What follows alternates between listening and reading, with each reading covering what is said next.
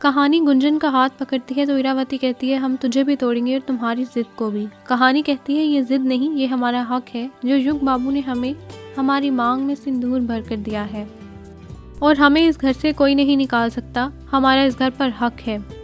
युग की माँ सामने आ जाती है और कहती है कि हम तुम्हें ज़मीन, गाड़ी, बंगला, पैसा सब कुछ देंगे, बस इसकी ज़िंदगी से चली जाओ। कहानी कहती है अगर यही बात आपसे कोई कहे तो आपको कैसा लगेगा? आप लोग पता नहीं कैसे लोग हैं। एक भाई ने सबसे छुपकर हमारी मांग में सिंदूर भरना चाहा और दूसरे ने हमारी मर्जी के बगैर सबके सामने हमारी मांग में सिंदूर भर दिया। गुंजन युग का हाथ पकड़ती है और कहती है अब मैं युग की वाइफ हूँ, लेकिन कहानी कहती है कि मंगलसूत्र से ज़्यादा सिंदूर अहमियत रखता है। युग कहता है क्यों कर रही हो तुम ये सब कुछ? पैसे के लिए तुम रौनक भैया से शादी करने जा रही थी। कहानी कहती है हम इनसे मजबूरी में शादी कर रहे थे, इन्हें लकी और रानी को किडनैप करके रखा था, लेकिन आप लोग हम पे यकीन नहीं करते। रानी भी कहती है हाँ इन्होंने हमें किडनैप किया था, लेकिन कोई उसकी बात पर भी यकीन नहीं करता। युग वहाँ से चला जाता है और भोलेनाथ के मंदिर में जाकर बैठ जाता है। तो वहीं पर एक बाबा जी उसको टीका लगाते हैं। फिर एक शख्स युग को ठंडाई देता है और कहता है हमने मन्नत मांगी थी जब हमारी शादी होगी तो हम ठंडाई चढ़ाएंगे। पहले युग एक गिलास लेता है और फिर पूरी ही पी लेता है।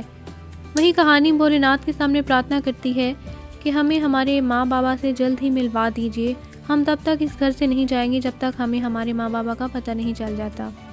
तो शिकायतें करता है कि कहानी ऐसी क्यों है। उसकी आंखों से देखकर लगता है कि वो सच्ची है, लेकिन फिर भी उस पर यकीन नहीं लाया जाता।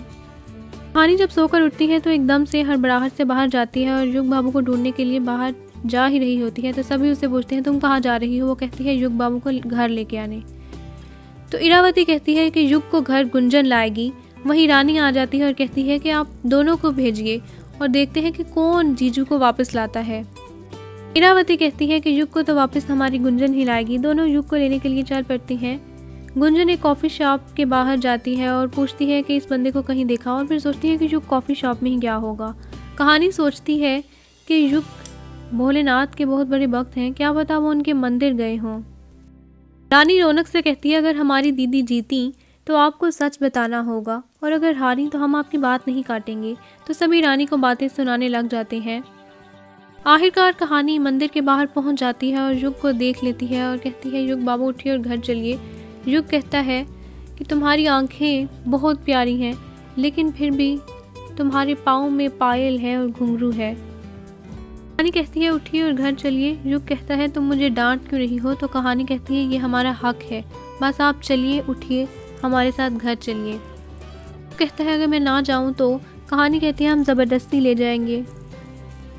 कहानी युग को मुश्किल से खड़ा करती है और युग बेसाख्ता कहानी से कहता है आई लव यू।